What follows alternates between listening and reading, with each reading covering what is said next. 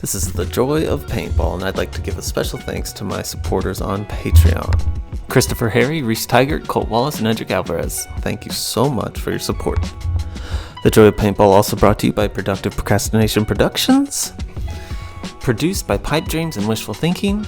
Sound engineers, my kids banging on the door asking for dessert. Also sponsored by free things like caffeine and spell check. The Joy of Paintball made available by viewers like you. Welcome to The Joy of Paintball. Today I sit down with Mike Reynolds, who is a Marine Corps combat artist, which is something I'd never heard of before, and I'd heard of it. I've been following him on Instagram for a while, and he's got an amazing social media presence. He shares his artwork, and there's narration and captions about his artwork. He shares history of, I might say, like modern soldiers.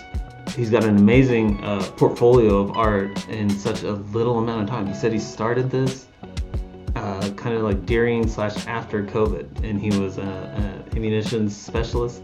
I think I said that right. And yeah, this is a great conversation. I was just sort of like at the edge of my seat the whole time, just with stories of him in Norway, stories of his experience in the military, the amazing history that he knows and reverence he has for his art. So this is Mike Reynolds and The Joy of Paintball. Oh man. Okay, you said you're out of North Carolina? Yep. Coastal Carolina. So we just got, I think, 5 inches of snow. And if you're familiar with the East Coast, where North Carolina is, we're like maybe 2 hours north of Myrtle Beach, 2.5 hours north of Myrtle Beach, which is South Carolina. So it's South North Carolina, if that makes sense. I think so. It seems like all of my experiences with the Carolinas have been right on that, like the border of South and North. Yep. Which is like two experiences, but it's beautiful. Like coastal living offers so much really, really cool opportunity. And, sweet. I'm active duty military, and one of the largest Marine Corps installations happens to be right here. It's called Camp Lejeune, and it's huge. But that's where life and my career has brought me at this point. So it's pretty cool. So I'm so glad you mentioned that. So your career, am I understanding right, is a combat artist?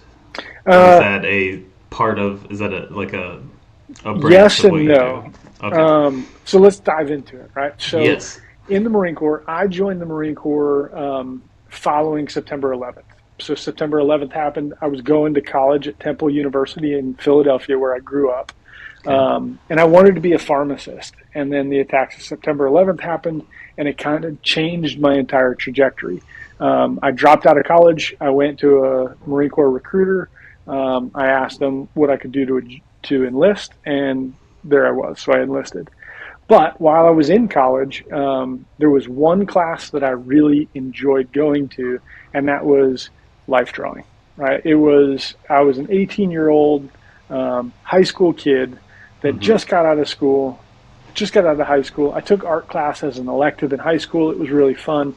I seemed to enjoy it. I wasn't really great at it. Like I wasn't a savant or anything like that. But I enjoyed it because I was allowed to be creative. And then when I went to college, the only class that I really had good attendance at was life drawing, because again, it was fun. It was because of all the naked people. Yeah, 18-year-olds do funny stuff. Yeah. So that was an eye-opening experience to see nudity in the sense that it's not nudity of what we had all been considered before. It was like from a fine art perspective, and now you're seeing it as an 18-year-old kid and getting exposed to that, and that was weird, but it was also intriguing to me to look at it, the human figure, as an object opposed to a person. Yeah, it's almost like a forced maturity. Like absolutely, kind of like thrown into the deep end. And you're like, oh, okay. Yeah, first day of art class. Gotta grow up about this. Yeah, everybody's got some giggles and laughs and stuff, but then you get over it and you're like, I'm gonna not do well on this assignment unless I take this seriously. Yeah. But anyway, September 11th happened. I joined the Marine Corps. and I was a ammunition technician, so like logistics, but for explosives. Okay. And then I went like 18 years in my Marine Corps career before I found out that there was an art program in the Marine Corps, I and mean, had no idea about it until I just happened to meet one of the other Marine Corps combat artists. there's a And whole program? Like when you say yeah, program, like hundreds, thousands of no. people or So tens? there's 180,000 Marines in the Marine Okay. Corps, right? Wow. All right. 180,000 people. It's the smallest branch, but 180,000 people. Of Mm. that, there are five Marine Corps combat artists that wear a uniform, right? No way. We've got some civilians that are attached to us and do a bulk of the work, who are like exceptionally talented, and have seen every facet of combat you could imagine. But there's like at most a dozen of them. Um, there's no limit on how many artists there can be, but it's kind of like this group of people that didn't know that the thing existed until they ran into or bumped one of us, and then we talked about it. And that's exactly how I got into the program. I had no That's so idea cool. what I knew or didn't know about art, um, but I met this combat artist. He had a bunch of really cool art on the walls, like that piece right there Hmm. that he drew. Oh, nice. And I was like, man, this is cool. What's this all about? And he's like, yeah, I do this other job on top of being whatever job I'm doing, but I'm also a Marine Corps combat artist. And I was like, hold on, stop. Let's talk about Yeah. it. So we talked about it, and he said, why are you interested? Like, are you into art? And I said, no, but I used to be 18 years ago. COVID happened. It locked me in my, you know, extra office at home. Hmm. And I saw a Facebook post that said, if you come out of this lockdown without a new skill gained, you've wasted a valuable opportunity. So Wow. Yeah. I, TikTok started booming at the time. Instagram was kind of happening. I saw all these other artists like putting together informational videos, and I was like, you know what? I'm going to give my hand at this. And turned out like I kind of had a knack for it, I guess. Oh, time out. You've only been doing this since COVID? 2020. Yep, 2020. Holy smokes, dude. You've already like built up a huge portfolio. Um, yes, yes and no, right? At least from what Um, I see online, like I mean, I've got a really cool and unique experience to fulfill this art genre called reportage, right? And through the Marine Corps Combat Art Program, that's exactly what we do, right? Our mission is very succinct: go to war, do art, right? 4 words, or 5 words. Sorry, I can't count. Go to war, do art. hey, it's Um, it's combat and artists, not combat linguistics. There you go. and the purpose is to inform the American people of what their Marines are doing. So we go out and we illustrate from firsthand observation our experiences. And this is a program that's existed since 1942. Really? Yeah, during Dang. World War II, cameras and video cameras weren't, number one, they weren't like super high tech and great quality. Or like, Joe yeah. Rosenthal Yeah. photographed World War II, the raising of the flag on Mount Suribachi, like one of the most iconic images in Marine Corps heritage. He Mhm. filmed that with a Graphics 4x5, like clunky camera. But Yeah. then you get these other artists who the director of information operations or something said, "Hey guys, you guys are artists. I want you to enlist in the Marine Corps, go out with these other Marines. You're a fighting Marine first, but you're also a correspondent. And you're going to draw pictures and you're going to make Wow. paintings and you're going to inform the American people the things that you can't capture in a photograph, the things that you can't capture through oral history. I want your emotion. Nothing is off limits, right? But capture everything that you possibly can. So coming out of World War II, there was just this giant collection of really intense drawings and sketches and paintings. Um, and that was the first like official program. If you go back even farther to like 1918 during World War One, there was a guy named John W. Thomason Jr., who's like the godfather of our program. who was an infantry officer, and he was attached to his platoon of Marines that were going through Soissons and Bella Wood and like some of the hardest fighting that there ever could be. But he was a college educated artist before he commissioned into the Marine Corps. So he wrote several books that were almost journals, and it was reporting what him and his Marines were doing. And Yeah. the sketches that accompanied them are world class, like just phenomenal, just little scribbles.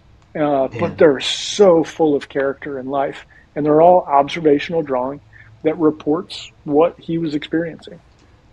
John W. Thomason Jr. That's right. Okay. Gosh. Yeah, and those other like the artists from World War II, or I'm sorry, from 1942. John W. Thomason Jr. Okay. Sweet. A Thomason sketchbook. Yeah, I Yep. am.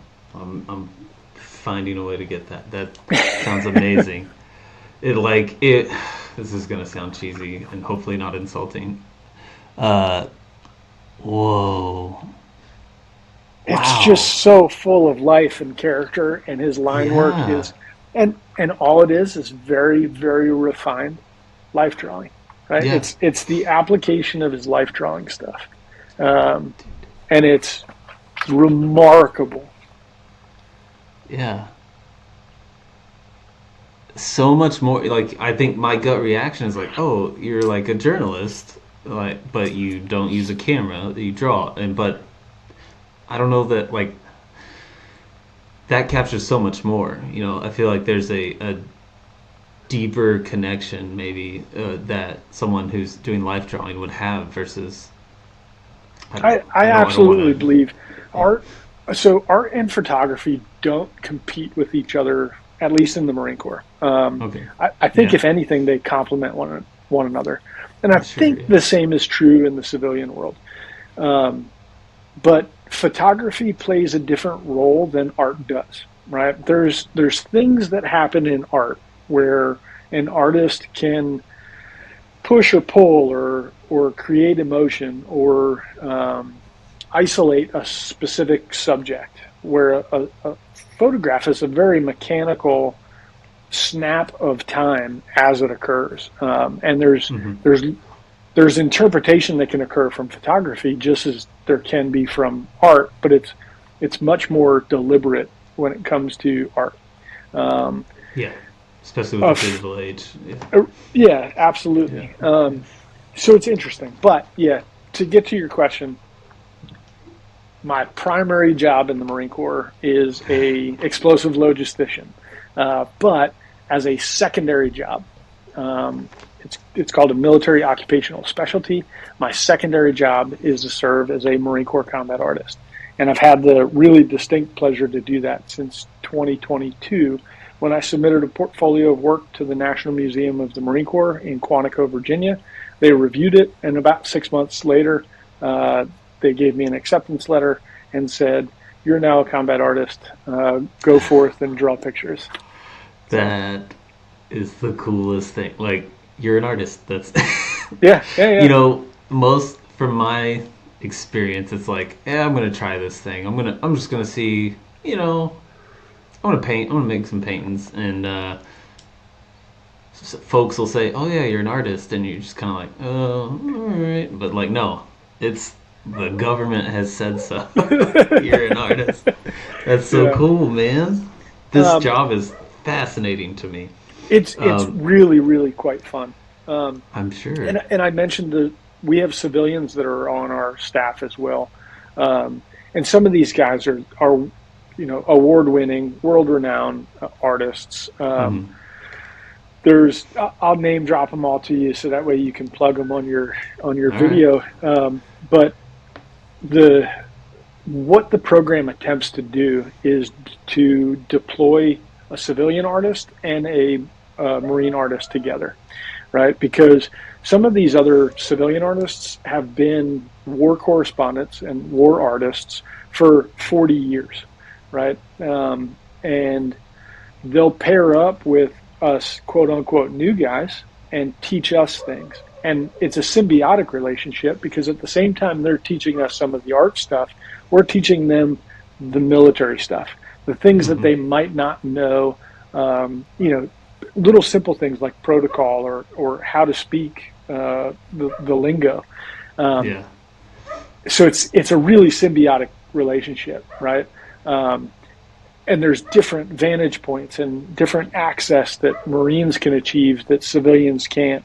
But having this bridge that connects the program with the civilians and the Marines, it all kind of meshes out into this really cool environment that's super productive because I don't know if you're like me, but when you get around another artist who is as passionate as you are, you just feed off of each other's energy. Next thing you Oh know, yeah. it's 72 hours and you haven't slept a wink, and you're Yeah. just like feverishly sketching everything you possibly can. It's a blast. Dude, that sounds amazing. Yeah. Yeah. I gotta tag along at some point. That man. I don't know We about do have these a winter ones. I saw your one of your winter ones where you're like you did a little loadout of like your whole like winter oh yeah, cover. yeah. And did you paint with alcohol on that one, or did you So just draw? last January, I went to Norway. We were north of the Arctic Circle by about Oh my 120 gosh. miles. Okay. I think the coldest it got was like minus 18, but the ambient air temperature was between minus 5 and positive 10. Right, like Holy. it was frigid. Yeah. Um, and I was not dressed appropriately. The Marines that are like living in that environment are given a specific gear set. I'm sure. I Yeah. was not given that gear set because they're like, "Oh, you're just an artist. What are you going to like Yeah. sit in an office and do some paintings?" Right. So Yeah. like the Marine Corps doesn't recognize what my role is, and I try to advocate for it. But anyways, Mm-hmm. myself and a guy named Richard Johnson, who's on Instagram as at News Illustrator, um, went to Norway, and we went out in the environment. We tried to get as bundled up as we possibly could, wearing every piece of clothing that we thought would keep us warm. And we spent the entire day, which is only 8 hours of actual daylight, because when you're that high north, the sun is only up for 7 hours a day. Yeah. And we accompanied First Battalion, Second Marines as they were doing a training package, putting on snowshoes and riding snowmobiles and just trying to survive and thrive in Arctic temperatures while simulating fighting a war. And it was super interesting just to see how the dynamics of people change and how some of the things stay the same no matter what. But the two of us went out. I ended up getting pretty bad frostbite on both my hands because trying to draw with gloves on wasn't Yeah. working. Goodness.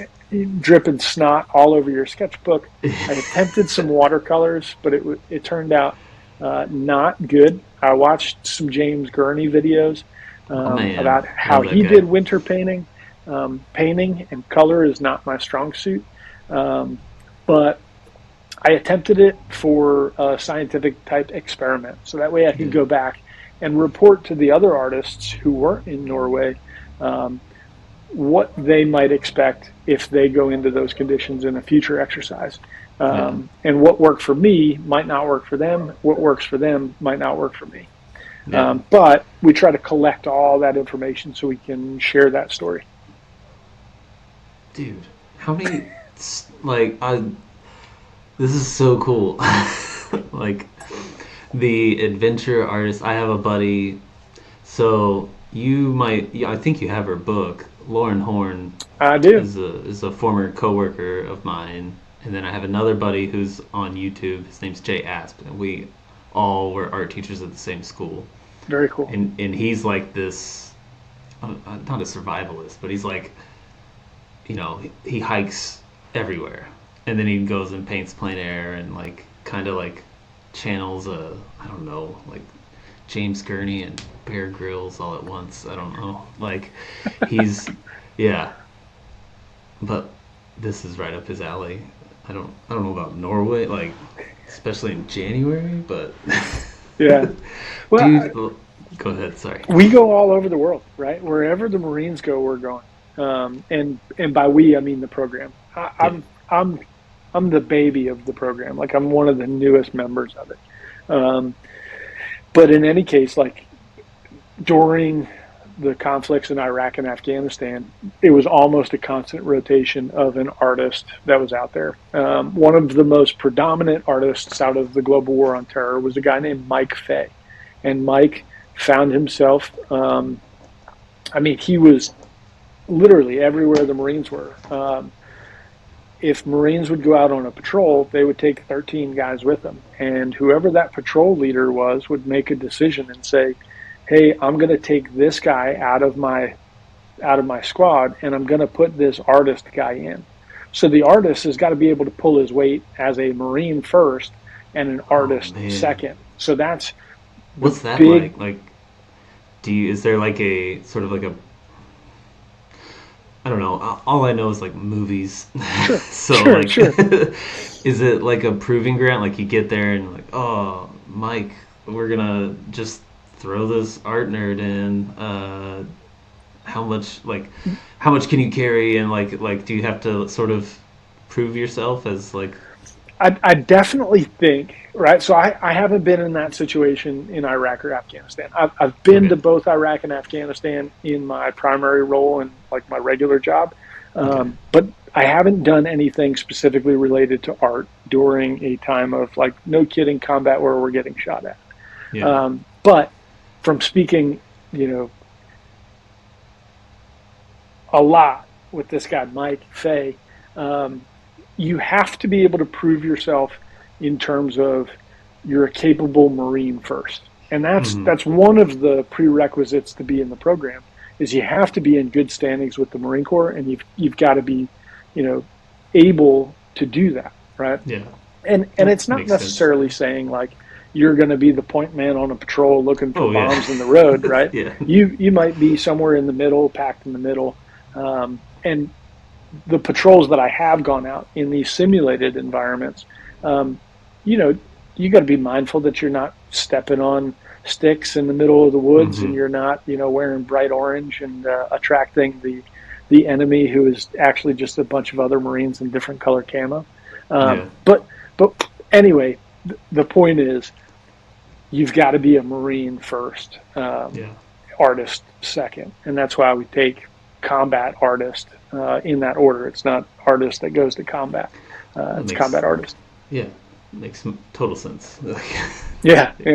Like, you don't want a liability coming with you, dude.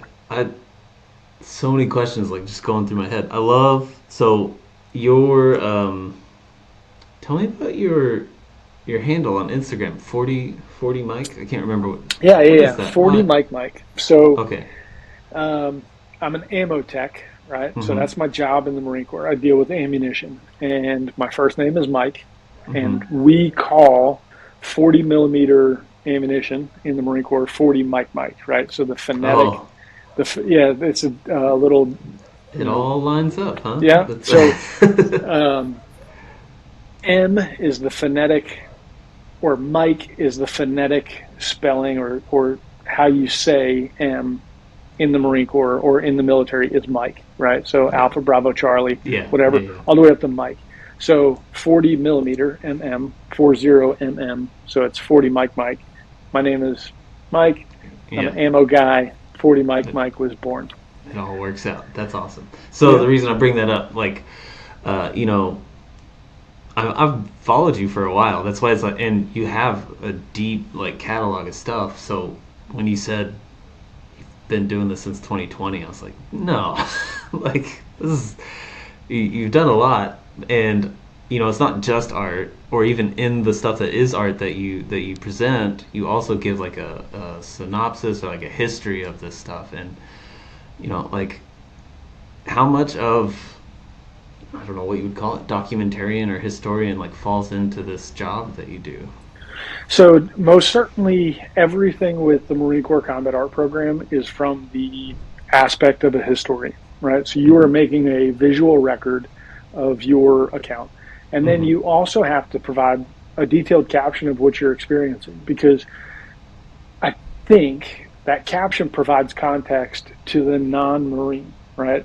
And I totally recognize that I have people that follow me that have only ever seen the movies, right? They've got Mm-hmm. no idea about it. So I've been in the Marine Corps for 23 years, and I just by being in close proximity to the Marine Corps happen to have this weird vernacular associated with military terminology. So I have to express that and break it down and show it. And I've got to do it in a sense that makes the artwork that I've created, it's complemented by the caption, right? And I think the caption is almost as much work as creating the artwork, Oh at first yeah, glance.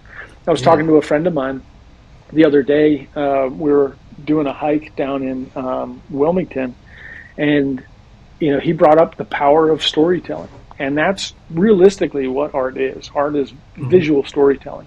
Um, but to be able to find a composition that tells a story in and of itself is a gem.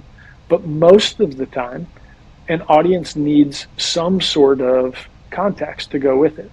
One of my pet peeves is walking up to a piece of art and it's like really incredible and then it's untitled, right? Mm, And the difference between an untitled piece of work or, if it's two trees, on a skyline with an ocean behind it and it's titled like Nature's Serenity. Well, now as a viewer, I'm going to interpret that from a place of peace.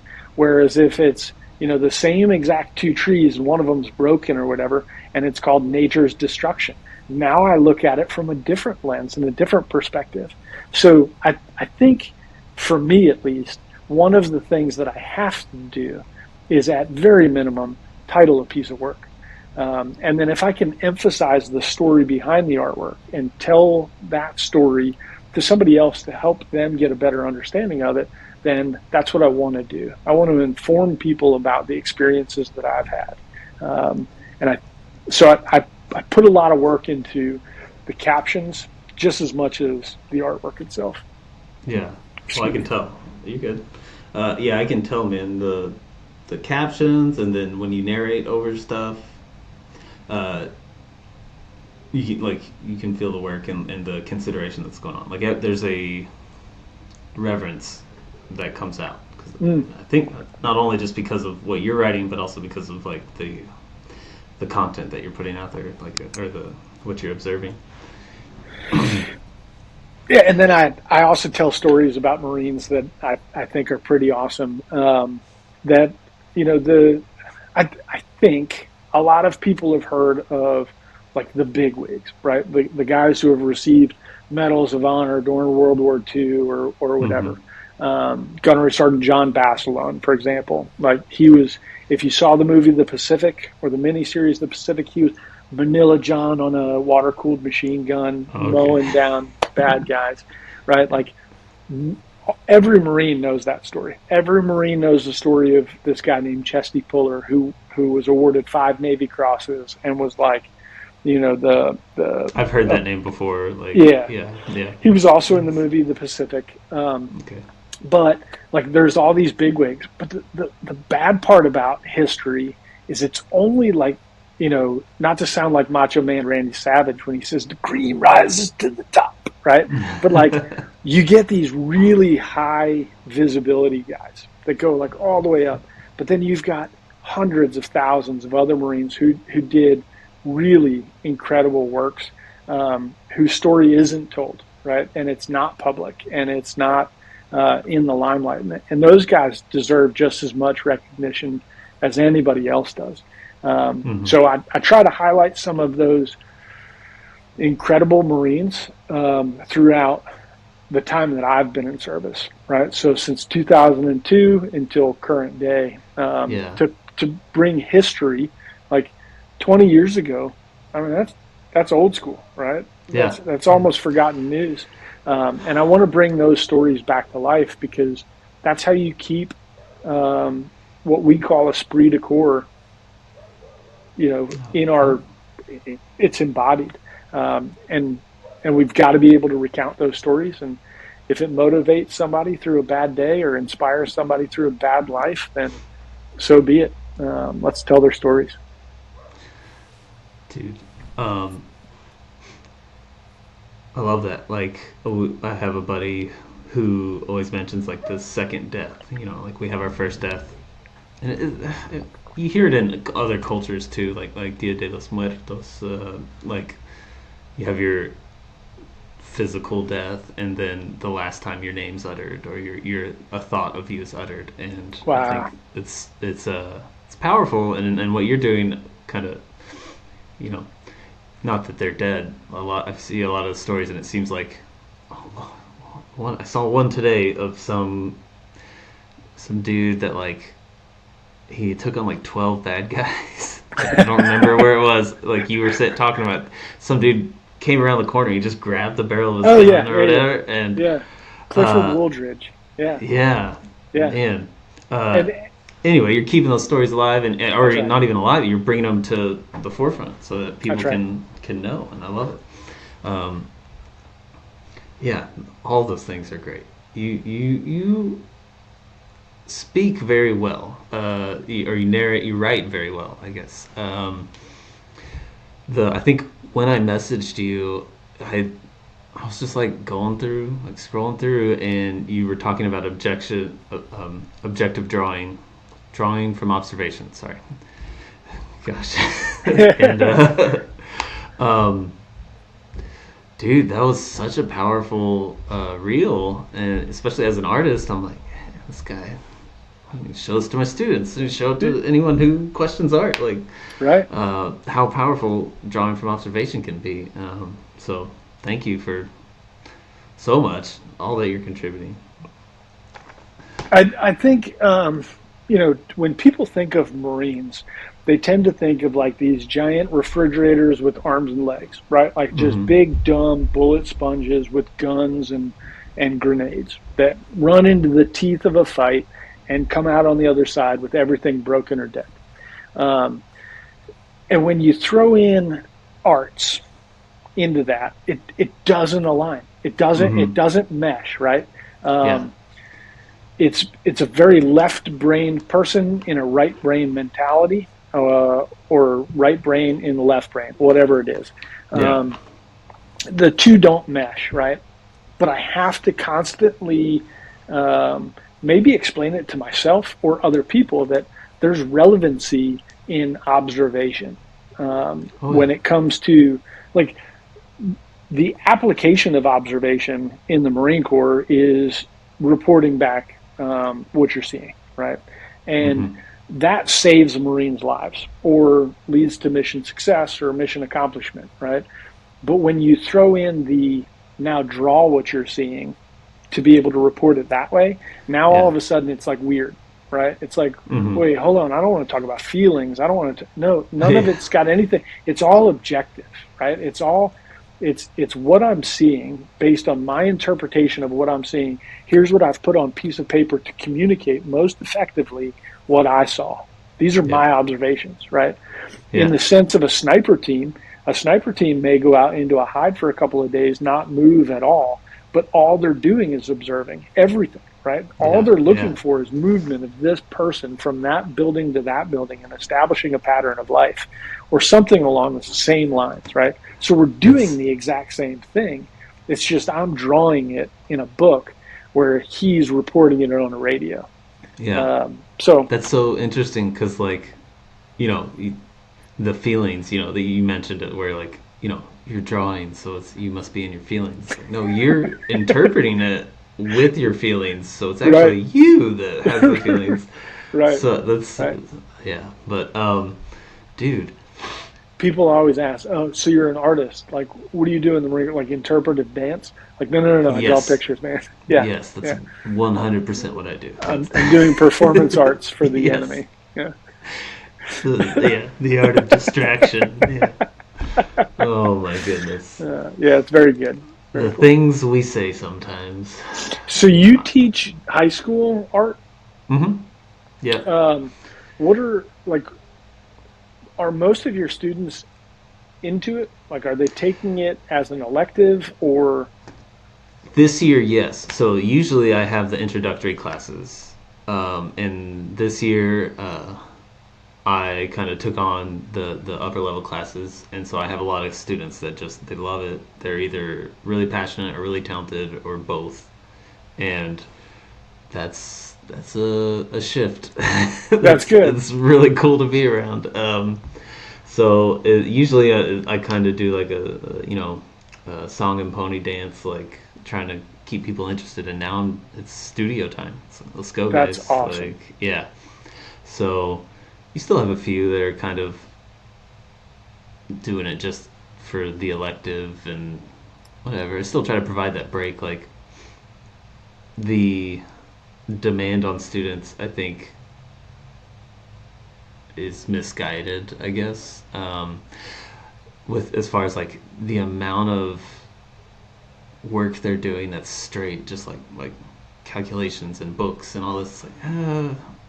Like they gotta know why they're doing it. Like there's That's gotta be right. something for them to enjoy. Like And it's, I've taught a couple of, so I'm not educated in art. So like I don't have the I'd argue technical. differently, but Uh, yeah, so I'm sorry, I'm not formally educated in the fact that I've paid somebody else a lot of money to teach me to do art in a collegiate environment, right?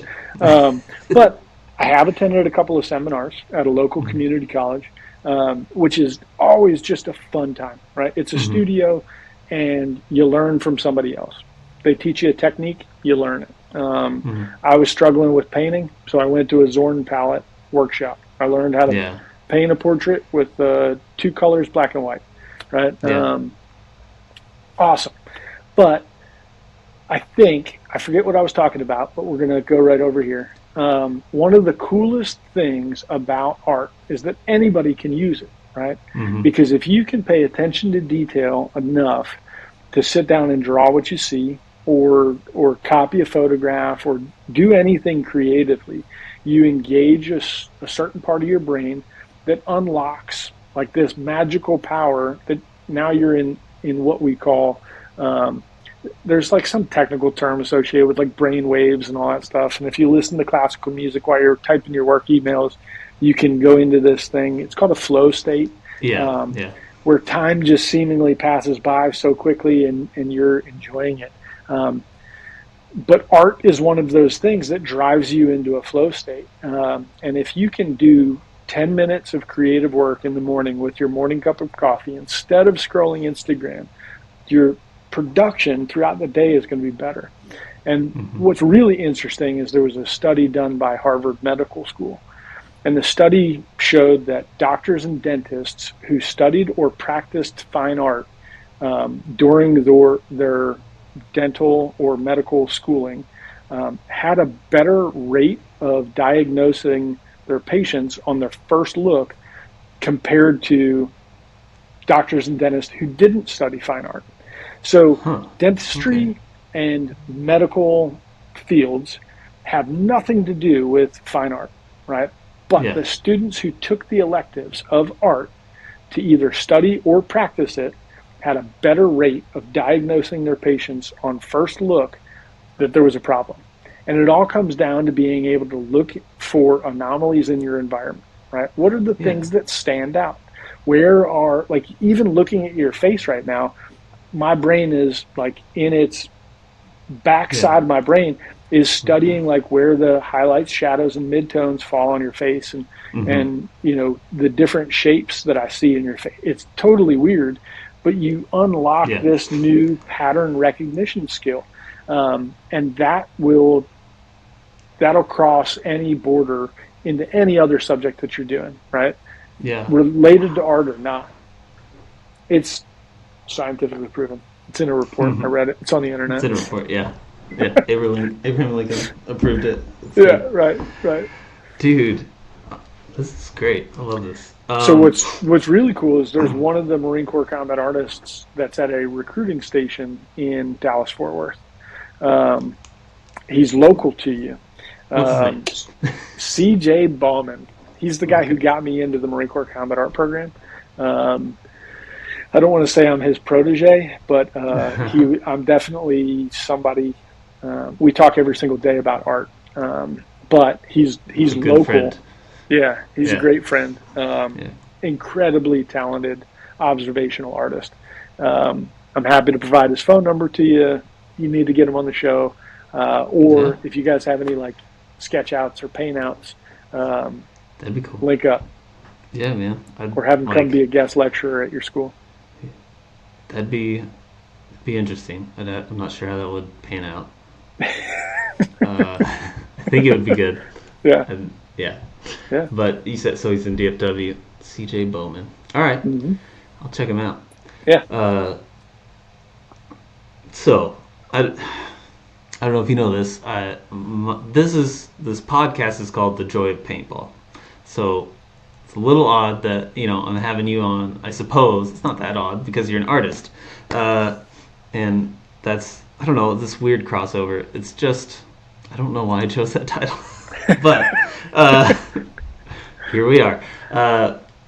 So I played paintball in college, and it's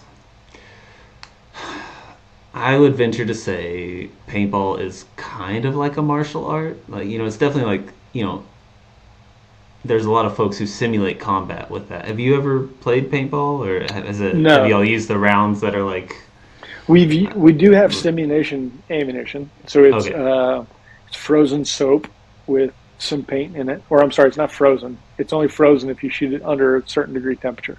Um, gotcha, but it goes into your regular service rifle or service pistol, and you get to shoot each other. The yeah, difference is you get active feedback that you know you got shot yeah, when you get hit in the face or in the arm or wherever else.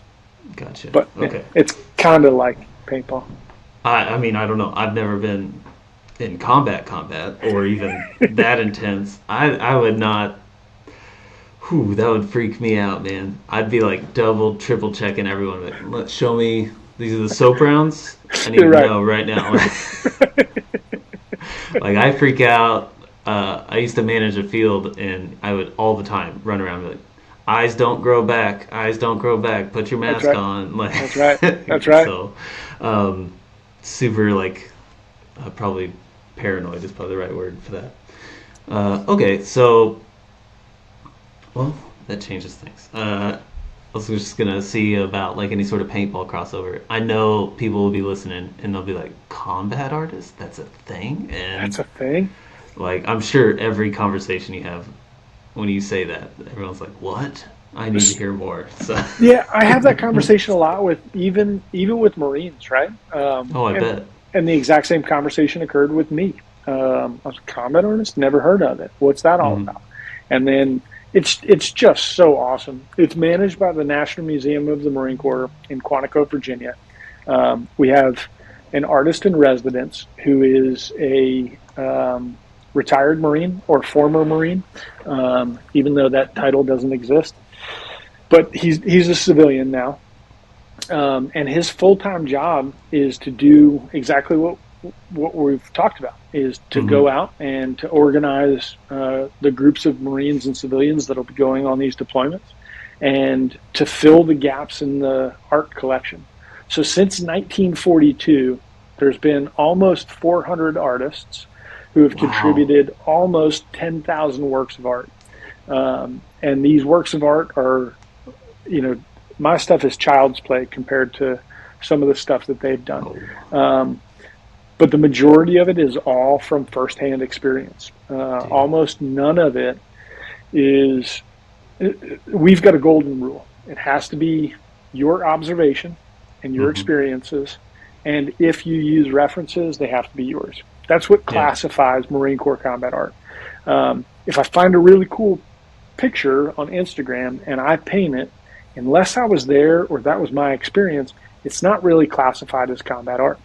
Yeah. Um, but it's Checks also out. really good practice too. Yeah. So, um, Is this museum open to like? Can I go yeah, see it and stuff? anybody who's going through Washington D.C., about 45 minutes south of Washington D.C. is a small town called Quantico.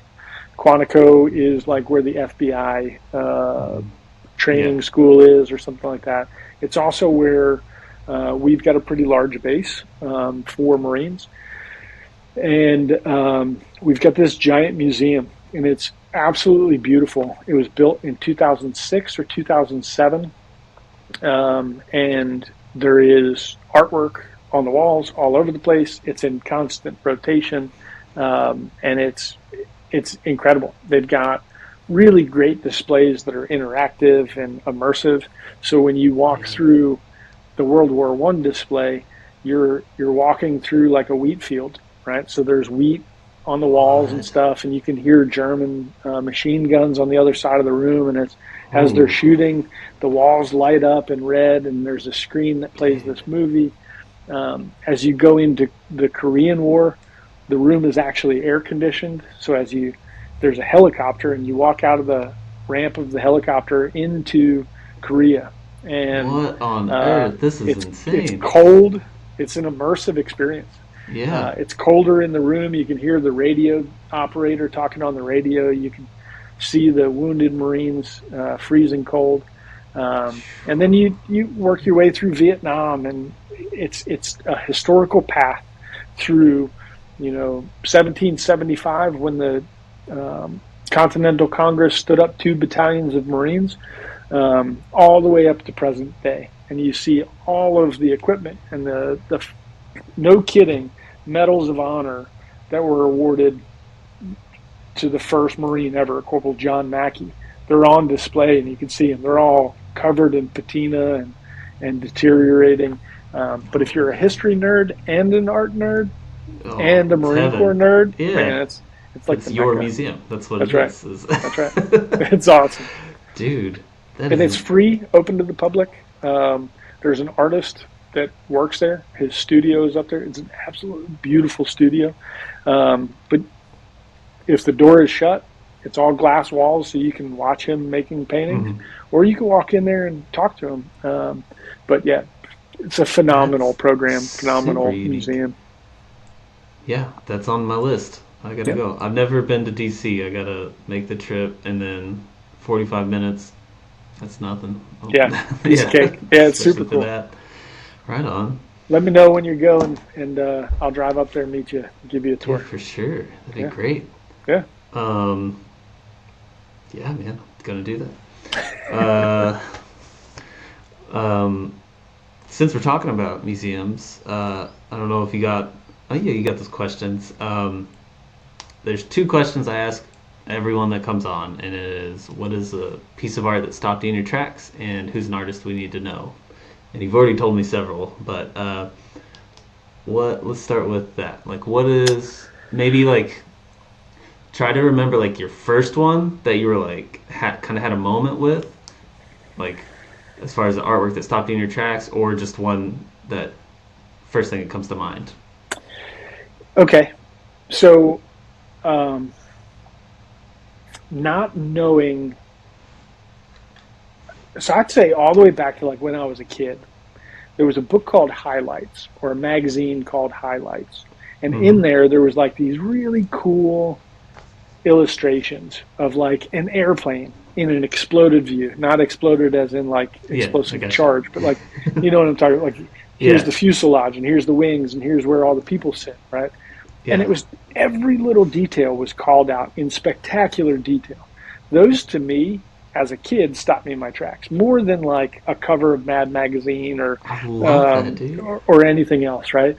Yeah, And those were always super cool. Um, that's but I I love. never, I don't think I ever drew inspiration from it when it first started. It's fine. But then as I got introduced to the Marine Corps Combat Art Program, I was introduced to a guy named Richard Johnson. And Richard Johnson's illustrations are some of the most technically accurate pieces of artwork that I've ever seen in my entire life. Um, and the subject matter just so happens to be Marines as well. Yeah, He uses zero photographic reference. Everything is done while sitting on location and talking to somebody. And I'm trying to see if I can find. I've got his book right here, which he doesn't really like, but like these kind of illustrations done in Prismacolor pencil on yeah, moleskin are just remarkable works yeah. of incredible detail. So when I saw his artwork, I was most certainly stopped in my tracks. And he's the guy who I got to go to Norway with, Gotcha. Okay. which is super cool. And like artwork like this, I don't know if you can see it, but that's on inside of a ship, right? Oh, So okay. it's a berthing Yeah. area on a ship or in a shower. Yeah, that's on a ship. Um, but like it's that incredible detail of every little thing that catches his eye catches my eye, and it forces you to do that.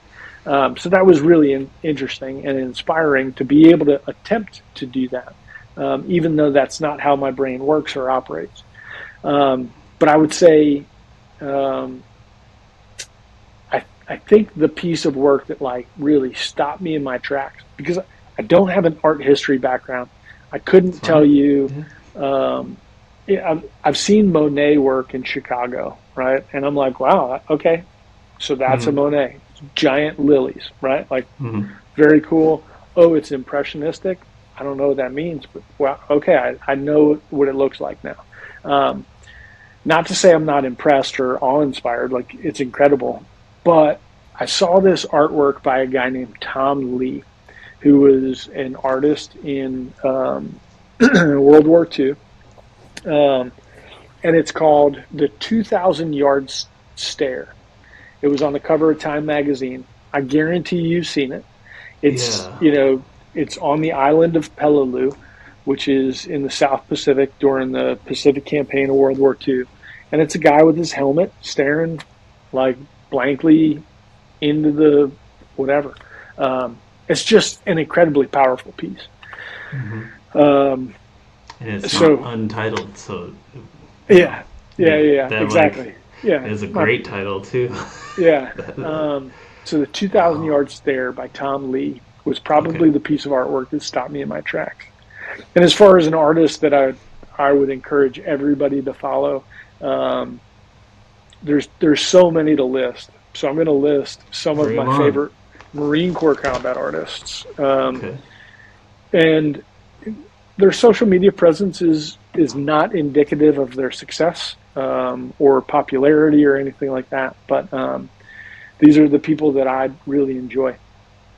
Um, CJ Bauman, who Mm-hmm. is at CJ underscore Bauman art, Okay. I think it's something like that. I'll find them. Yeah. Yep, CJ Bauman art, Cool. Ink Stick art. So Ink Mm.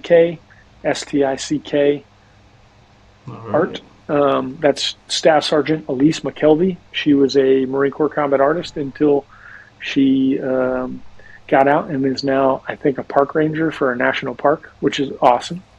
Yeah. Um, we've got a guy named Major Brandon Lunsford, who is, I think, Lunsford Art, Okay.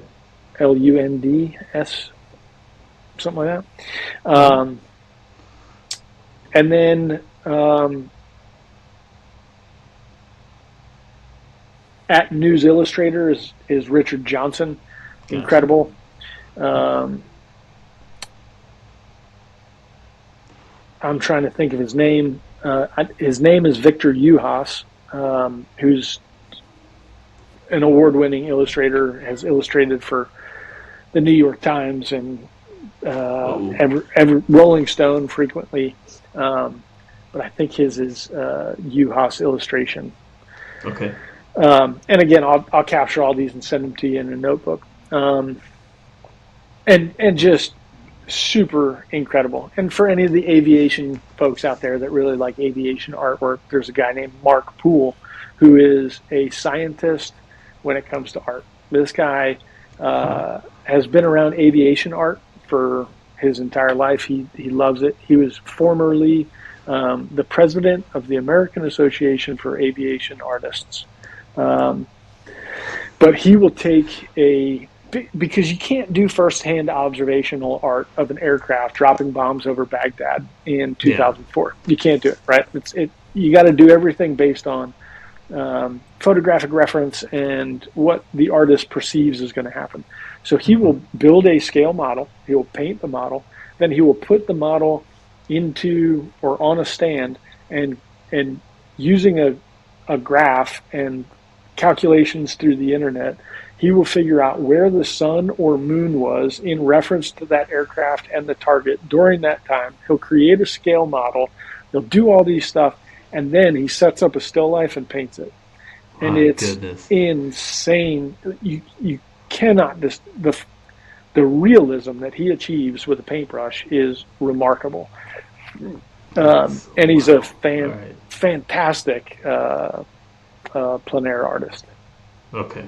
Yep. Sorry. Wow. Okay. No, that's amazing. Yeah. I'm checking every single one of these guys out. Yeah. That's everything you've said has been super interesting. Uh, dude, thank you so much, man. No, thank you. Yeah. Sorry, I've been talking this whole time. No, that's great. I love that because then it makes my job easy. I fumble over my words. I'm nowhere near as uh, clear and powerful as far as you are in narration or talking in general. So weird thing for a teacher to say, but here That's we are. cool. That's cool. um, man, so what's a typical loadout for you as far as I don't know if that's the proper jargon, Sure. but like when you go do these like when I saw you did a sketch when you were in like a Humvee or something of one of the soldiers. When you do something like that, what do you bring in with you supply wise? Yeah. So, as a Marine Corps combat artist, like I said, you're a Marine first and an artist second. So, all Mm-hmm. of the things you need to do for the exercise or the event that you're doing anyway, right? So, like, Mm-hmm. you've obviously got your uniform on, you've got your body armor and helmet, you've got a rifle or a pistol, you've got some sort of firearm or a weapon, grenade launcher, whatever you're carrying. Um, and you've got your main rucksack, like your big pack, and inside Mm-hmm. your pack is additional food or radio batteries or extra clothing, water, you name it. If you're Mm-hmm. going to go on a camping trip for 2 weeks, all the things that you're going to need to survive: your sleeping bag, your tent, your all this stuff, right? Yeah. And then on top of that, um, you're going to have the luxury of carrying your art kit. And in your The art kit, luxury. that might be an extra backpack, or you're going to sacrifice something from your traditional kit and replace it with your art supplies. So when I Mm-hmm. went to Norway, my art kit was relatively simple. I brought a bunch of stuff, and I'm trying to look for it. Um, I brought a bunch of stuff, but I didn't need half of it, right? Mm-hmm. Outside of my like experiments. I wanted to experiment with watercolors and see how they worked. I wanted to experiment with different pens. Some of them worked, some of them didn't. But Yeah. predominantly, all I had was this like a couple of these little pencil cases Yeah. and a couple of moleskin sketchbooks. And the single most used tool that I had was a mechanical pencil. So in really, really freezing cold temperatures, um, no matter how soft your pencil was, it was like it was hard. You Interesting. because it was so cold, it became brittle. If you tried to sharpen it, it would break. Huh. So I couldn't keep an edge on a pencil, no matter how hard I tried. And even my softest graphite just wasn't putting marks on paper. Same thing to be Wow. true with Prismacolor. So Prismacolor is a wax-based mark, Okay. Okay. and it's when you're using it when it's really warm out, you get really dark values. When Mm-hmm. it's cold out, it doesn't matter how Yeah. hard you're pressing. There's just nothing coming off of the pencil. No Um, way. I've never so noticed that. That's amazing. That's yeah, so a mechanical pencil. I used a Graph Gear 500.5 pencil for the majority of my artwork out there. Um, and I was able to get some charcoal sketches done. So I used some charcoal, but same general effects. Like you weren't able to move it around quite as much. I attempted to use micron ink pens, and any gel-based pen that I tried to use were just frozen. They just like even a Bic roller, like the most generic skill brand or whatever it's called, Yeah. like the cheapest Just pen. They just weren't making marks on paper. Um, and then you've got a handful of sketchbooks of different type stuff. hmm One of the lessons I've learned as I've been doing this artwork stuff for the last 2 or 2.5 years for the Marine Corps is you don't need 6 different types of notebooks or sketchbooks to carry out there. Just bring one hmm and fill it up, right? Yeah. Fill up, go on both sides of the pages. The curation team at the museum is going to get mad at you, but fill up both sides of the pages, fill up every inch of the page, Yeah. do everything you possibly can, but carry one book at a time. Yeah. Um, Okay. that'll help you to chronologically look back at your artwork and say, okay, on day one, this is what I was doing. The next page is, that afternoon, that evening. And you can look at a chronological view that way. Whereas when I first went out, my first couple of times, I brought, this is gray toned paper and this is tan toned paper. And then I've got this sketchbook and this is multi-medium paper. And I don't know if I'm going to need this. And you know what? I'll bring my markers too. And I'll get all this. Just make the decisions, put 12 marks on a piece of paper and keep moving. Yeah. That's just right now. We're pretty deep into oil painting with the students, but I started them off very limited palette, Oh, yeah. one color. Like, Yeah, let's just learn how to dilute this, and then that's right. built in, and it's like that Zorn palette's pretty great. You limit those, like it's one less decision you got to make. Which blue do I use? Like Right, just right. just mix it. So Value I is feel king. that. Yeah, Value is that. king. Yeah, everything you're saying. Like even I think about like going hiking and like your first times going hiking, you're just packing all this junk in, and you're like, oh, I might need this, or it's Yeah. like packing for a vacation. It's like you're not Yeah, gonna you, need you your get to your you get whatever. to your Yeah, hike and your buddy's like, "Why do you have a ladder?" I don't know, yeah. man. You I don't never know. know, I need it. Yeah. dude. Well, thank you so much for this, man. I truly like just pure curiosity. I was like, combat artist. I need to know more about this. And you're so well spoken, and you're a great artist. I'll put some of your artwork up as we go through there, and just all around, super cool dude. Thank you. Did you have any questions for me? Sorry. No, I don't think so. Okay, that's fine. Yeah. Um, I really do appreciate it. Yeah, and I can't wait to tell people about this and hear their response about like combat artist. What? Oh, the So one it. plug I didn't say is we've got our own. So we've got a Facebook.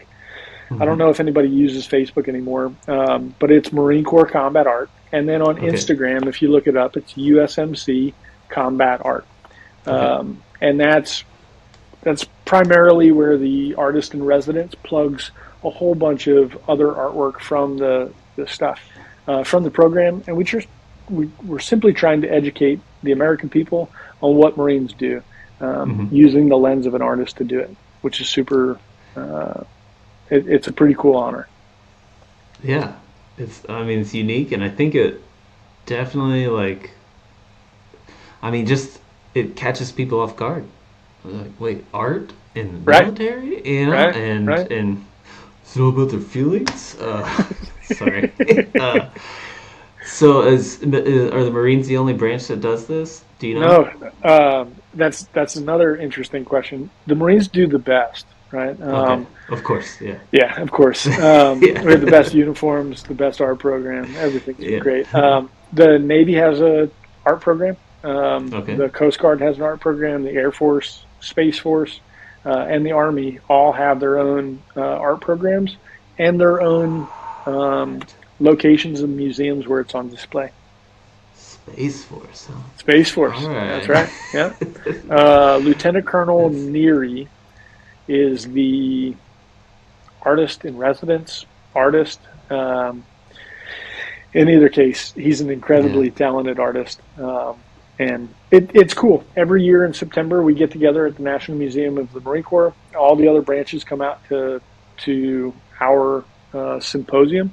We talk about a year in review, initiatives that we've got going on, and all the other branches talk about the things that they're doing. That's also open to the public. It's limited to about 200 seats.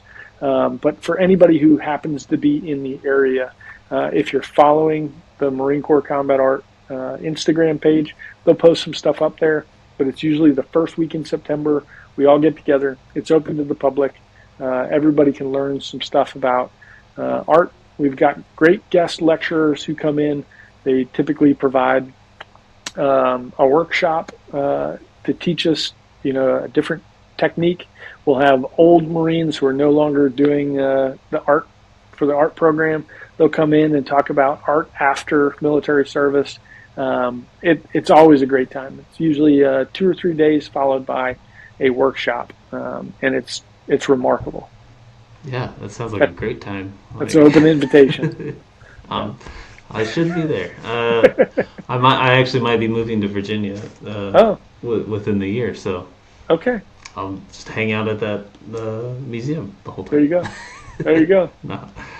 Well, dude, thank you again so much, and I look forward to seeing more stuff Awesome. on 40 Mike. There you go. Awesome. Thank you again, man. I really appreciate it. Absolutely. Thank you so much, everyone, for listening. I hope you enjoyed the conversation. Thank you again to my patrons. If you're interested in becoming a patron, you can visit patreon.com/riddlesart to see how you can support the show. This video is made available by viewers like you.